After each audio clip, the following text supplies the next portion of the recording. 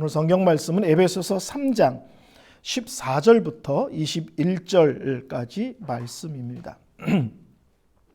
이러므로 내가 하늘과 땅에 있는 각 족속에게 이름을 주신 아버지 앞에 무릎을 꿇고 비노니 그의 영광의 풍성을 따라 그의 성령으로 말미암아 너의 속사람을 능력으로 강건하게 하시오며 믿음으로 말미암아 그리스도께서 너희 마음에 계시게 하시옵고 너희가 사랑 가운데서 뿌리가 박히고 터가 굳어져서 능히 모든 성도와 함께 지식에 넘치는 그리스도의 사랑을 알고 그 너비와 길이와 높이와 깊이가 어떠함을 깨달아 하나님의 모든 충만하신 것으로 너희에게 충만하게 하시기를 구하노라. 우리 가운데 역사하시는 능력대로 우리가 구하거나 생각하는 모든 것을 더 넘치도록 능히 하실 이에게 교회 안에서와 그리스도 예수 안에서 영광이 대대로 영원 무궁하기를 원하노라. 아멘. 오늘 에베소서 3장 14절부터 21절까지 말씀을 통해서 흩어짐과 엎드림이라는 제목으로 하나님 말씀을 증거하겠습니다. 이 본문으로 한 설교를 지금 계획은 5번에서 6번 정도 할 계획입니다. 읽어보시면 알겠지만 뭔 말인지 잘 모르시겠죠. 말이 조금 어렵습니다. 그래서 한 주 어렵다고 생각하는 분들을 정확하게 풀어서 말씀을 증거하도록 하겠습니다. 에베소서는 우리가 잘 알다시피 전체가 6장입니다. 그래서 1장부터 3장이 전반부, 그리고 4장부터 6장이 후반부 이렇게 됩니다. 근데 이 바울의 기도가 독특한 위치에 있습니다. 성도 여러분들이 바울 서신을 읽어보면 일반적으로 바울의 기도는 앞부분에 나옵니다. 앞부분에. 예외가 있다면 데살로니가 전서와 후서는 중간에 기도가 짧게 나오는 게 예외입니다. 근데 에베소서의 특징은 뭐냐면 보통 안녕하십니까 여러분 인사가 나오고 기도가 나오는데 에베소서는 안녕하십니까 여러분 기도하고 삼위일체 하나님이 우리를 어떻게 구원하셨는지에 대한 구원의 얘기를 길게 풀어 쓴 다음에 기도가 나와요. 조금 차이가 있습니다. 그러면서 3장 맨 마지막 부분에 기도가 한 번 더 나오는 게 특징입니다.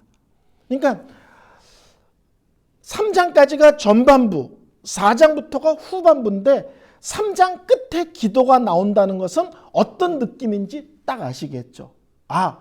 앞부분을 정리하고 요약하고 마무리하는 기도구나라는 것을 딱 봐도 아시겠죠? 이 기도는 그래서 이러므로 이렇게 시작합니다. 이러므로 이런 이유로 그런 뜻이죠. 앞에 이렇게 하신 하나님의 놀라운 말씀과 역사에 대해서 마무리 지면서 기도합니다로 시작하고 있습니다. 우리가 본문을 길게 읽었는데 오늘 14, 15절과 20절, 21절을 설교할 거예요. 14, 15절은 기도의 시작을 어떻게 하는가 하는 거고 20절, 21절은 기도의 끝을 어떻게 마무리하고 있는가 하는 것입니다. 바울의 기도를 처음 공부할 때도 말씀드렸지만 바울의 기도를 연구하면서 믿음의 사람, 성숙한 사람은 어떻게 기도하는가도 알 수 있고요. 또 하나는 어떤 내용을 기도하는가도 알 수 있습니다. 근데 그것을 확인할 때마다 우리의 기도와 너무 다르다는 것을 우리가 배우게 됩니다. 그래서 이 바울의 기도를 통해서 참 믿음의 사람은 어떻게 기도하는가와 기도의 내용을 어떤 부분을 갖고 하나님 앞에 씨름하고 있는지를 잘 확인할 수 있습니다. 먼저 14절, 15절을 통해서 기도의 시작이 어떻게 되는지를 우리가 잘 살펴볼 필요가 있습니다. 이러므로 내가 하늘과 땅에 있는 각 족속에게 이름을 주신 아버지 앞에 무릎을 꿇고 비노니 이렇게 시작합니다. 기도의 시작이 어디서 시작하냐면 하나님에 대한 경외로움부터 시작합니다. 경외라는 말 아시겠죠? 거룩한 두려움이에요.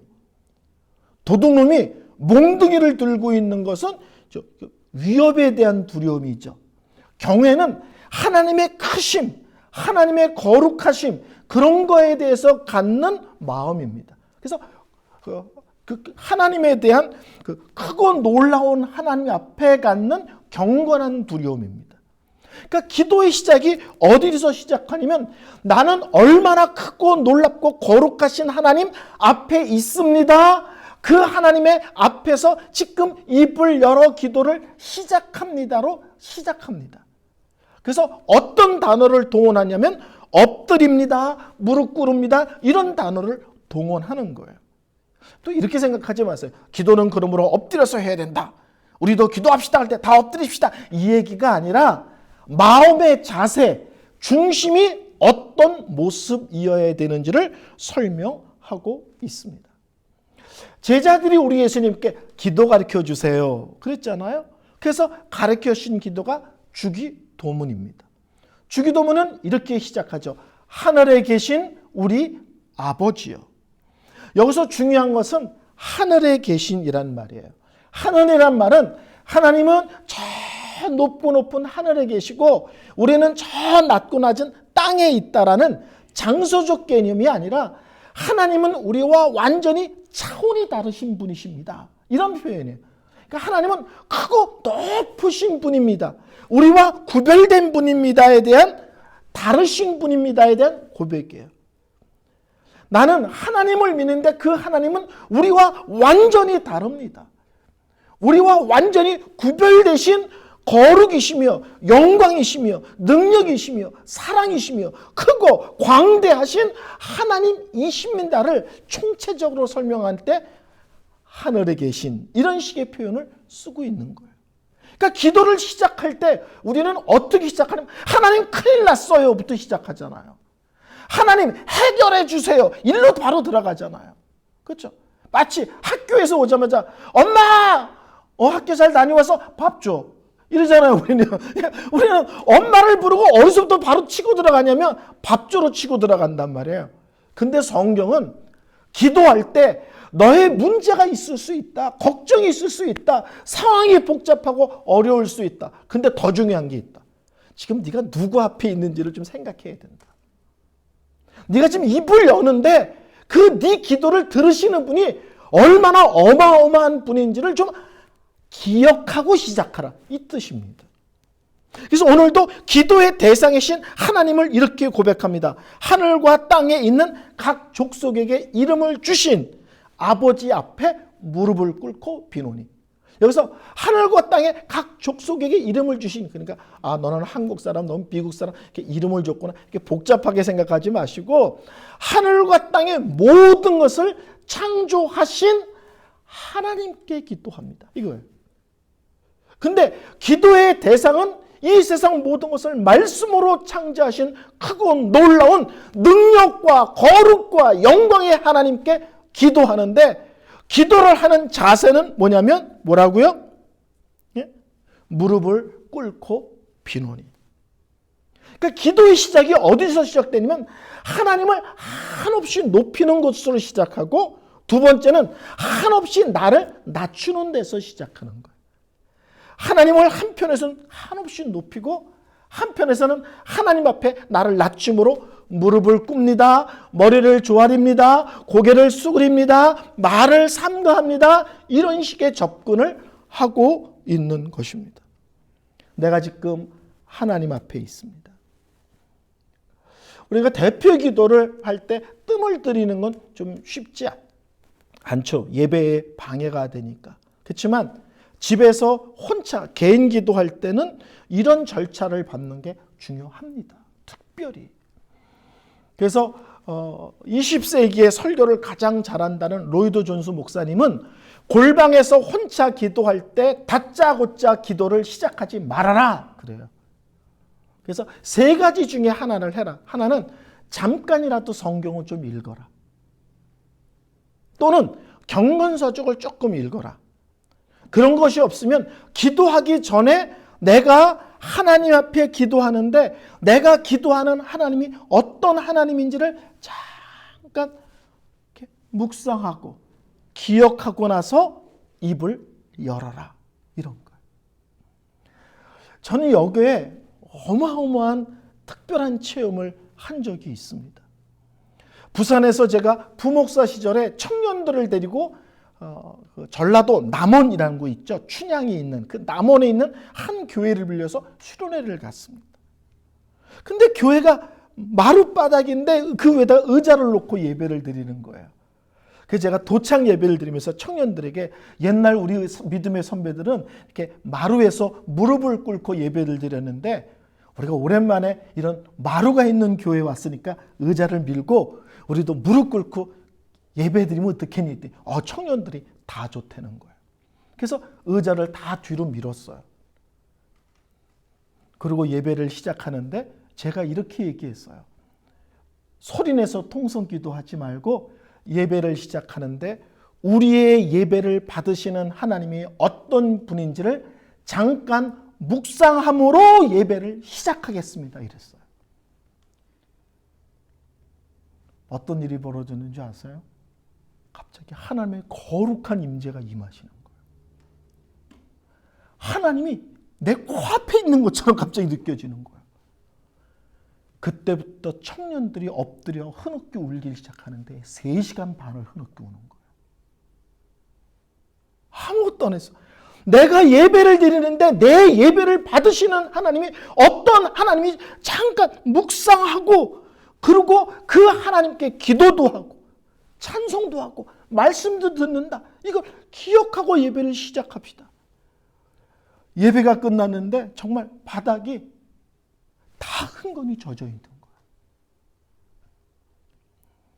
우리는 예배를 마치 높은 분을 찾아뵙는데 노크도 하지 않고 옷매무시도 가다듬지 않고 목소리도 가다듬지 않고 문을 벌컥 열고 근데요 이러고 뛰어들어가는 모습처럼 우리는 예배를 드리거나 참여하고 있지 않는가 하는 것입니다. 그래서 가능한 한 예배 시간에 좀 일찍 오셔서 충분히 기도하면서 준비하셨으면 좋겠습니다. 우리는 주중에 카카오톡을 통해서 주보를 파일로 보내드리잖아요. 그러니까 성경 본문을 한 3번 정도 주중에 미리 읽고 오셔도 좋고 아니면 교회에 오셔서 성경을 펴고 오늘 들을 말씀을 미리 읽으셔서 목사가 설교할 때 어떤 내용들을 지금 하고 있는지를 잘 따라올 수 있도록 한 준비와 사모함이 있는 교회였으면 좋겠습니다. 오늘 설교 제목이 흐트러짐과 엎드림입니다. 성도 여러분들은 잘 아시는지 모르겠지만 저는 한국에서 목회를 할 때 한국 교회를 바라보면서 한국 교회 예배가 특징이 뭐냐? 흐트러짐이다. 이런 생각을 할 때가 너무나 많이 있습니다. 음식으로 따지면 먹을 사람을 고려하지 않고 그냥 자기 식으로 열심히 음식을 만들어내는 거예요. 손님이 왔는데 채식주의자야. 근데 손님이 고기를 좋아하는지 안 좋아하는지 물어보지도 않고 상다리가 부러지도록 온갖 고기 반찬을 차려놓은 거예요. 내가 얼마나 열심히 차렸는데요. 자기 열심을 주장하죠. 그렇지만 그 음식을 드는 손님은 한 젓가락도 들을 수 없는 음식입니다. 어느 때부터인가 교회가 우리의 예배를 받으시는 하나님이 초점이고 하나님이 우선이지 않고 예배를 드리는 우리가 우선될 때가 너무 많이 있습니다. 예배를 우리의 편리에 따라 움직이는 거예요. 성도 여러분들은 한국 학생 집회 안 가보셨죠? 저는 한국 떠난 지가 몇 년 안 되니까 그 전까지 나이는 많아도 중등부, 고등부, 대학생 청년 집회 진짜 어마무시하게 다녔습니다. 보통 방학 때는 8월 한 달만 제가 학생 수련회 집회를 32개를 합니다. 이해가 되지 않지만 하여튼 그런 집회를 하고 다녔습니다. 가서 앉아 있으면요, 애들이 손뼉 치고 손뼉을 치다 못해 뛰고 춤추고 난리가 납니다. 요새는 조명도 쏘는 거 아세요? 예? 조명을 끄는 교회도 있고요. 아니면 사이키 조명 같은 걸 돌리는 교회도 있습니다. 저 부산에서 어떤 유명한 교회 학생 집회 갔는데 주일 예배 때 사이키 조명이라 아세요? 나이트 클럽에서 돌려 번쩍번쩍. 주일 예배 때 그걸 돌리고 밑에다가 안개를 피워 올리는 거예요. 주일 낮 예배 때. 학생 집회를 갔는데 제가 아주 놀래 자빠졌습니다. 설교를 하는 설교자들은 앞에 있는 사람이 젊다는 이유로 머리를 염색하고 찢어진 청바지를 입고 아주 천박한 단어와 용어들을 동원해서 애들을 끊임없이 웃겨가면서 애들이 쓰는 그 은어들을 사용하면서 그리고 대부분이 반말로 설교를 합니다. 앞에 있는 사람은 어린아이일지 모르지만 그 예배를 받으시는 분이 하나님의 일이라는 사실을 전혀 고려하지 않는 거예요. 앞에는 내 자식같이 어린애가 앉아있죠. 근데 예배는 하나님이 받으시는 거잖아요. 여러분, 유년주일학교 예배도 예배를 받으시는 분은 하나님이시고 학생들 예배도 그 예배를 받으시는 분은 하나님이신데 어느 때부턴가 우리는 사람에게 초점을 맞추고 그들이 기뻐하고 즐거워할 수 있는 형식을 따라가고 있습니다. 오늘날의 예배를 한마디로 말하면 저는 그래서 흐트러집니다. 이렇게 표현하고 싶어요. 요새 청년 학생 집회 가면 가장 가슴 아픈 건 뭐냐면 찬양을 1시간씩 2시간씩 뜁니다. 정말 어마어마하게 뜁니다. 그리고 설교 시간이 되면 지쳐서 시작하기도 전에 다 잡니다. 얘네들이 왜 뛰었는지를 모르겠는 거예요. 누구를 위해서 뛰었는지, 누구의 기쁨과 영광을 위해서 뛰었는지. 그렇게 뛰고는 반에 올라오면 벌써 다 자고 있어요. 제가 재운 거 아닙니다. 이미 자고 있습니다. 말씀에 관심이 없습니다. 한국교회가 너무 말씀해서 예배가 경직되고 딱딱해진 것 같다라는 생각이 들 수 있죠. 어느 때부터인가 찬양이 교회 안에 들어와서 찬양이 중심이 되어버렸습니다. 그런데 이게 너무 도가 지나쳐서 이제는 말씀이 없는 교회, 말씀이 아주 곁들여지는 주가 아니라 간단하게 그냥 하고 넘어가는 그런 시대가 되었습니다. 저는 우리 교회는 우리의 예배의 대상자인 하나님이 어떤 분이신지를 정확하게 기억하고 그리고 그 하나님께 우리는 예배를 드린다는 사실을 놓치지 않았으면 좋겠습니다. 그 하나님에 대한 그 이해가 예배에 대한 자세를 좌우합니다. 옛날 어르신들은 새 옷 사면 꼭 주일날 첫 번째 입으셨죠.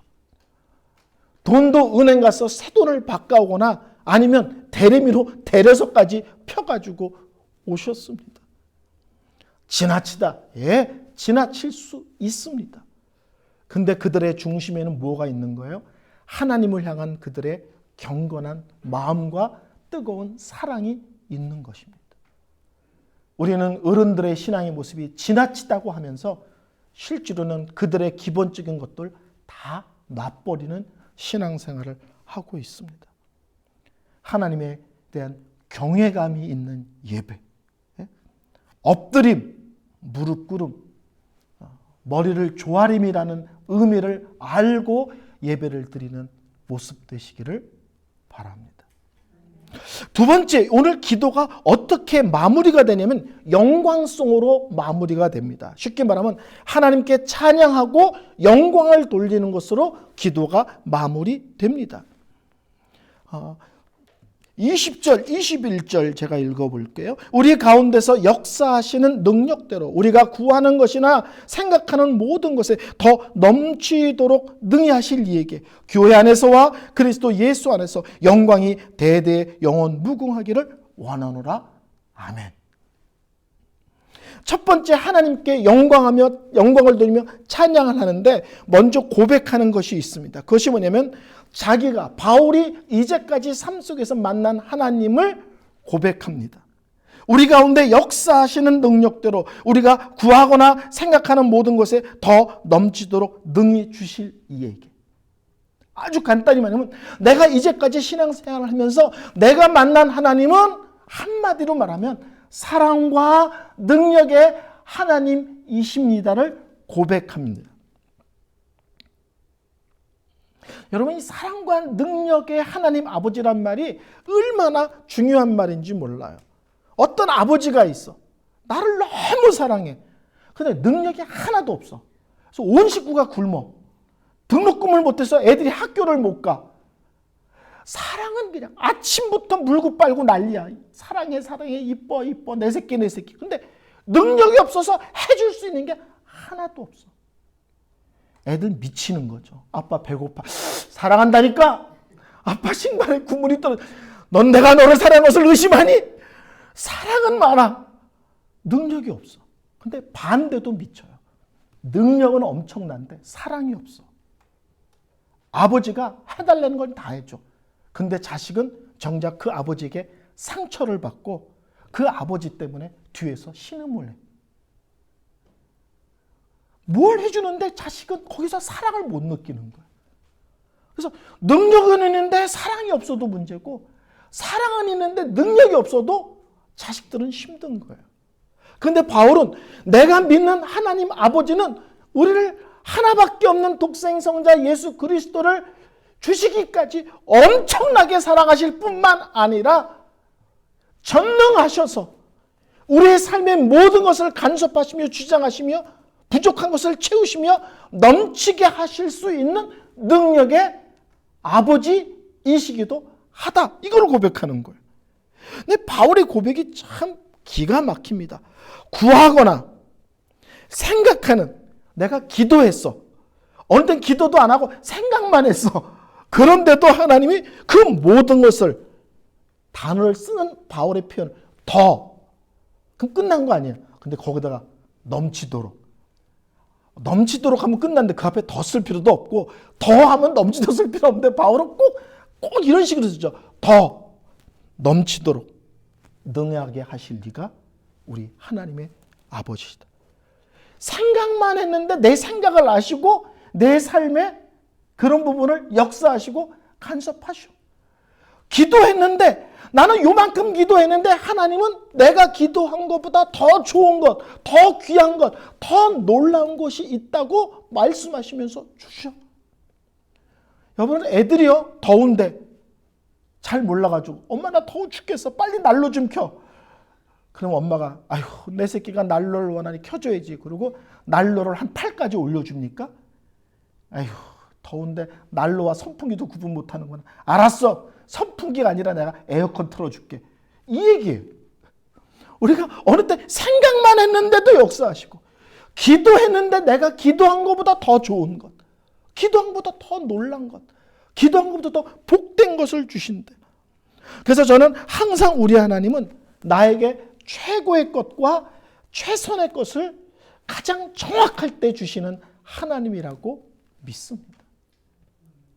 저는 지금 제가 처한 상황이 현재 하나님이 저에게 주실 수 있는 최고의 것이고 최선의 것이고 가장 적합할 때에 주셨다고 믿습니다. 여러분, 이 몬트리 바다를 걸으면서 원망과 불평이 쏟아 나오십니까? 내가 무엇이 간데 이런 동네를 다 살아보게 하십니까? 이런 기도가 나오십니까?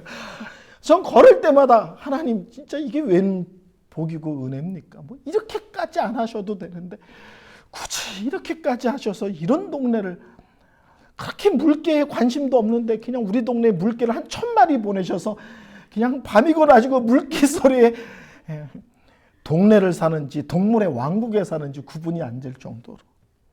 그래서 항상 하나님은 나에게 가장 좋은 것, 가장 선한 것을 가장 적합한 때 주십니다. 그래서 바울은 주시는데 그냥 주는 것이 아니라 더 주신다, 풍성하게 주신다, 넘치게 주신다, 이런 표현을 써요. 우리 식으로 하면 배고파 그랬더니 고봉밥을 주셨다는 거예요. 근데 바울이 이 고백을 하는 건 뭐냐면, 그래서 하나님 더 주세요. 더 많이 주세요. 이 얘기를 하는 것이 아니라 내 속에서 그런 식으로 역사하시는 하나님을 통해 내가 하나님을 향한 알미 점점 풍성해지고 깊어집니다. 이런 사건 때는 이렇게 역사하시고 이런 사건 때는 이렇게 역사하셔서 응답하셨구나, 좋은 걸 주셨구나가 아니라 하나님은 또 이런 면이 있으셨구나, 하나님은 또 이렇게도 역사하시는 하나님이구나. 이런 일들을 통해서 우리가 더 하나님의 사랑과 능력에 대하여 더 풍성하고 깊이 있게 눈을 떠갑니다. 알아갑니다. 이런 얘기. 제가 들은 얘기 중에서 가장 이해할 수 없는 얘기는, 제가 저희 집사람 거의 지금 40년 가까이 사는데 자기는 신비의 여자라 60년을 살아도 자기를 다 알지 못한다는 거예요. 그것처럼 이해할 수 없는 얘기가 없어요. 이제 다 아는데 뭘 더 안다고. 근데 우리 예수님, 우리 하나님은 그렇죠? 내 속에서 역사하실 때마다 좋은 거 주셔서 감사합니다가 아니라 또 이런 것도 주시는군요.